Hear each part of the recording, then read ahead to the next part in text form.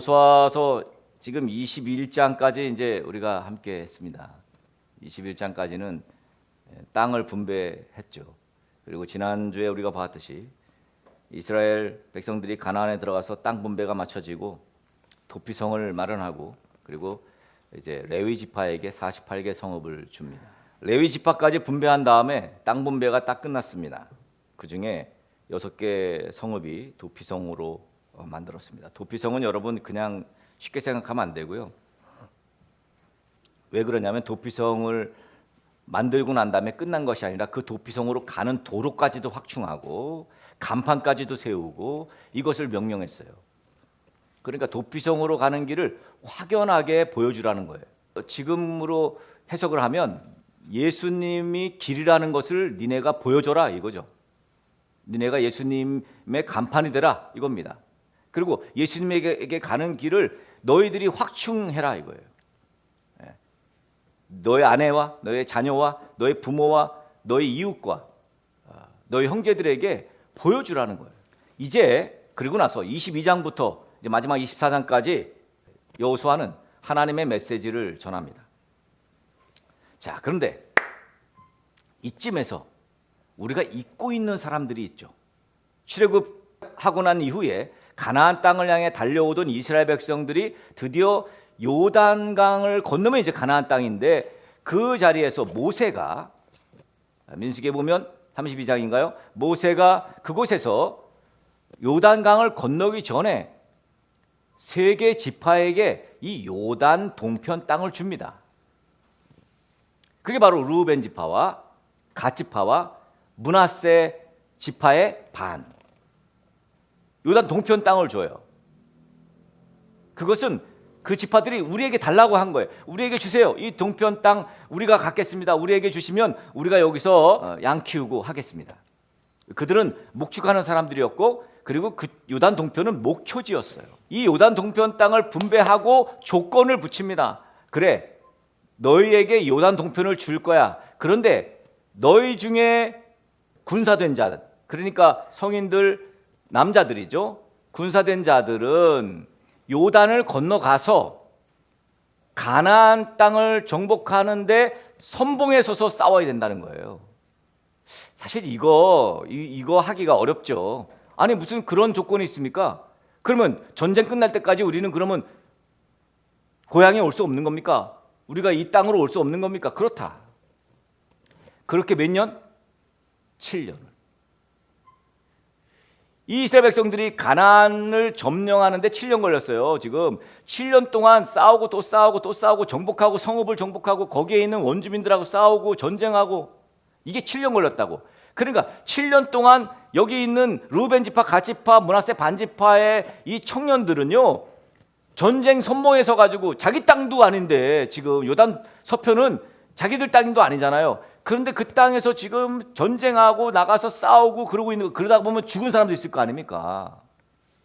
엄격히 따지면 자기들 지파의 땅을 지금 정복하는 것도 아닌데 모세가 너희가 요단 동편 땅을 주는 대가로 조건으로 선봉에 서라고 한 것 때문에 지금 7년간 우리나라로 말하면 쉽게 말하면 군복무를 지금 7년 한 거예요.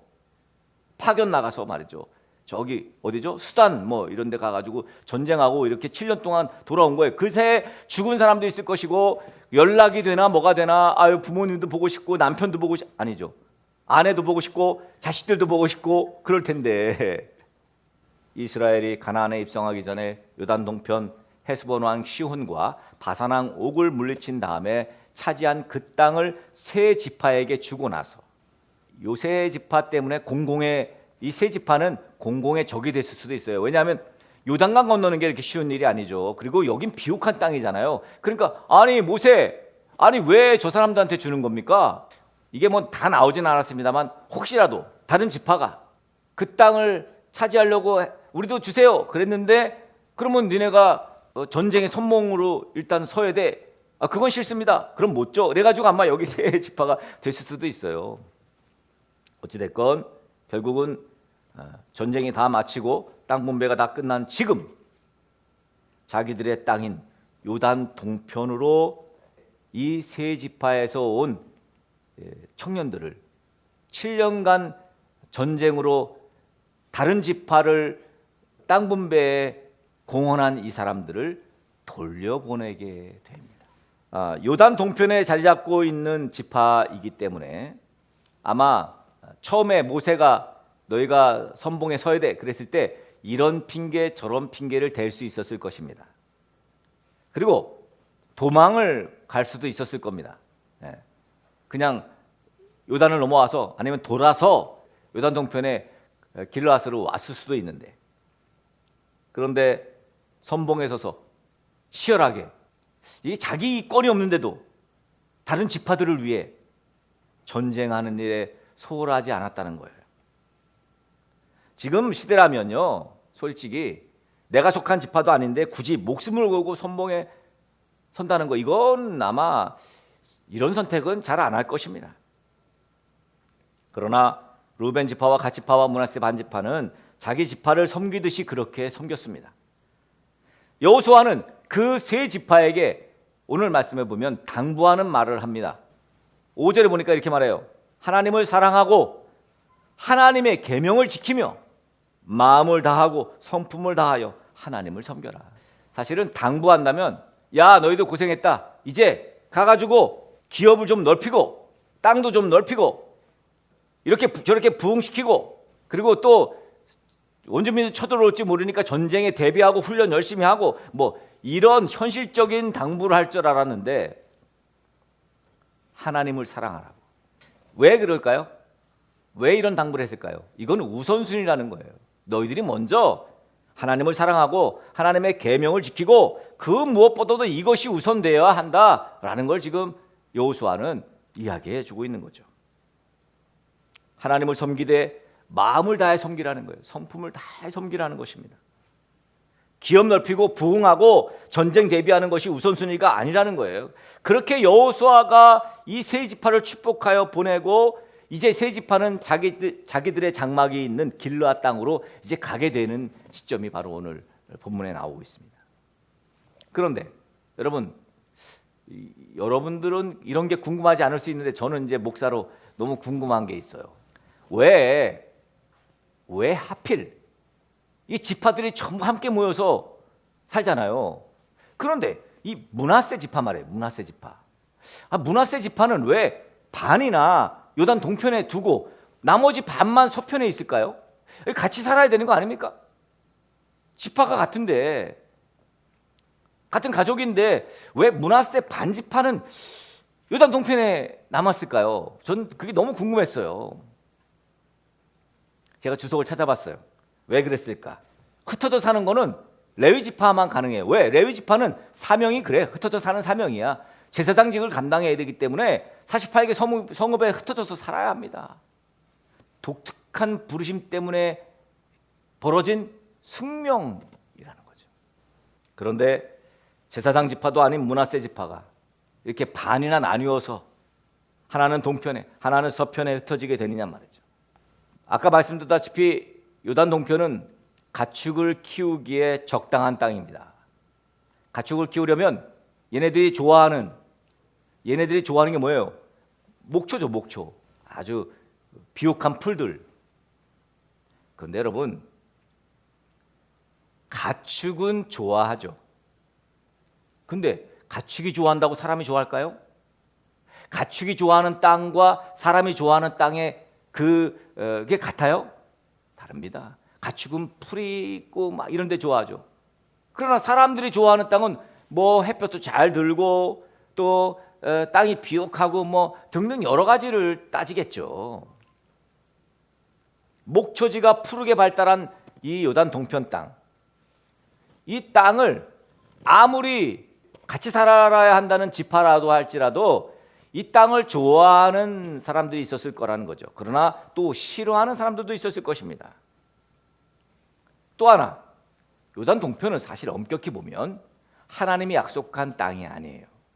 하나님이 약속한 땅은 뭡니까? 젖과 꿀이 흐르는 땅, 요단강을 건너고 난 뒤에 가나안을 말하는 거예요. 그러니까 엄격히 말하면요, 여러분, 요단 동편은 약속의 땅이 아닙니다. 더 나아가자면, 엄격히 말하자면 여기는 하나님의 언약과는 상관이 없는 땅이에요. 그런데 르우벤 지파와 갓 지파와 므낫세 반 지파는 그 땅을 달라고 간청을 합니다. 그리고 결국 받아내요. 이 상황에서 므낫세 지파는 분열이 있었을 거라는 거죠. 자, 전쟁을 다 마쳤어요. 땅 분배를 다 마쳤습니다. 요단 동편으로 이제 요 세 지파를 돌려보냅니다. 그리고 그들이 갈 때 그들에게 많은 재산과 이 재산 형성은 어떻게 된 거죠? 이게 노획물로 얻은 거죠. 전쟁을 하면서 얻은 거예요. 금, 은, 구리, 쇠 뭐 이런 거죠. 그리고 많은 의복 가지고 돌아가도록 허락했습니다. 탈취한 물품들이죠. 전쟁에서 탈취한 물품들. 그리고 가져가서 너희 형제들과 나눠라. 그래서 진보딸이 싫고 뭐 이래가지고 이제 지금 돌아가고 있는 것입니다. 여기 지금 가나안 실로, 가나안의 실로, 영적 중심지죠. 실로라는 땅이. 흔히 말하는 예루살렘처럼 영적인 중심지가 바로 이스라엘 백성들의 가나안 중심지는 실로예요. 실로를 떠나서 요단 동편 땅인 길르앗 땅까지 지금 돌아가고 있는 거죠. 여기서 우리가 확실히 알아야 될 것은 이들의 사명은 끝났어요. 어떤 사명이죠? 이스라엘 나머지 9지파의 땅을 분배하기 위해서 그 땅을 정복하는 사명이죠. 이 사명이 이들은 충실히 잘 감당했습니다. 요단 동편을 얻은 대가로 전쟁을 치른 그 7년의 시간은 사실 이들에게는 잊지 못할 시간입니다. 어떤 이에게는 고통의 시간이고 또 같이 갔던 동료의 목숨을 잃게 되는 그런 경우도 있었을 것이고 우리가 알지 못하는 아주 힘든 일들도 많이 있었을 것입니다. 또 뭐 먹을 거, 입을 거 이런 거 변변치 않았겠죠. 특히 또 부모님 보고 싶고 또 아내가 보고 싶고 자녀들이 보고 싶고 이건 사실 또 7년 동안의 기간 동안에 너무 힘들었을 것입니다. 탈영하고 싶을 정도로 오매불망 아들이 돌아오기만을, 오매불망 남편이 돌아오기만을, 오매불망 아빠가 돌아오기만을 기다렸던 요단 동편의 사람들은 또 어떻습니까? 이건 뭐 생이별이죠. 생이별. 뭐 때문에? 사명 때문에. 그 사명 때문에 또 그 지파가 그 땅에 정착하기 위한 어떤 희생이었어요. 여러분 의도치 않았는데 어쩌다가 알게 된 사명도 있습니다. 의도치 않았는데 어쩌다가 맡게 된 사명도 있어요. 하나님께서 내게 주신 사명이라면 내 이익은 뒷전해야 한다는 것입니다. 근데 하나님이 주신 사명인데도 이익을 먼저 생각하는 저는 이게 왜 가능해질까? 이거는 뭐 다양한 해석이 필요합니다만 일단 믿음이 없어서라고 봐요. 지금 수많은 목회자들이 넘어지고 있습니다. 하나님의 사명에 부름 받았으면 내 이익은 내가 잘 먹고 잘 살고 내가 그게 뭐가 대수입니까? 그게 우선순위가 아니잖아요. 근데 꼭 은퇴할 때쯤 되면 목사님들이 실수를 하죠. 개인의 영달, 이 일부의 아주 일부, 극소수의 말이죠. 대부분은 하나님 주신 사명에 자기 이익을 편취하지 않습니다.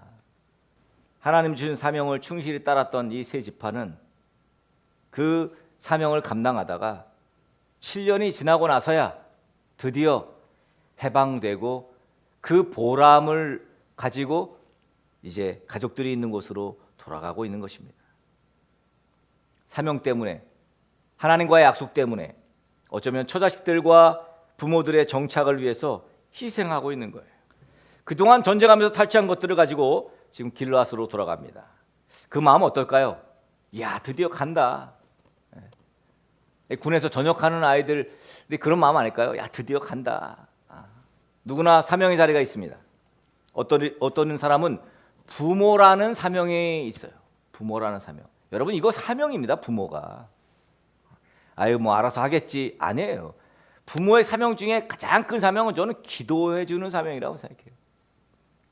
부모가 돼서 자녀를 위해서 기도를 안 하는 거는 부모이기를 포기한 거죠. 어떤 사람은 목사의 사명이 있습니다.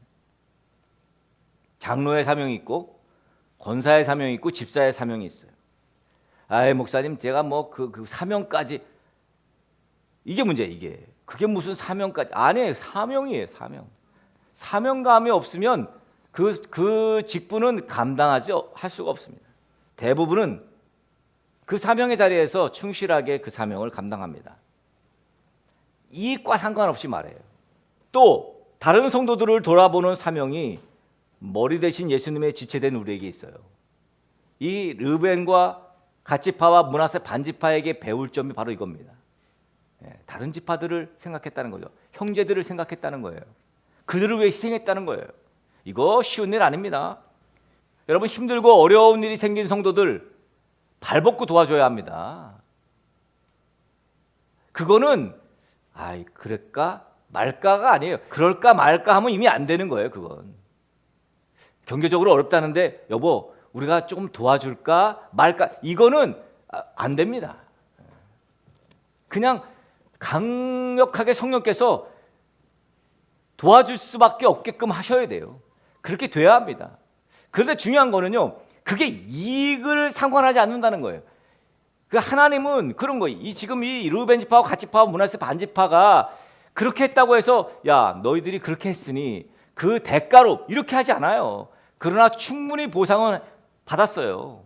저희 교회는 규모가 크지 않기 때문에 서로에 대해서 비교적 오픈되어 있습니다. 저는 또 특별히 저 원영호 목사는요, 저는 오픈하기를 원해요. 성도들이 요즘 시대에는 그게 어렵죠.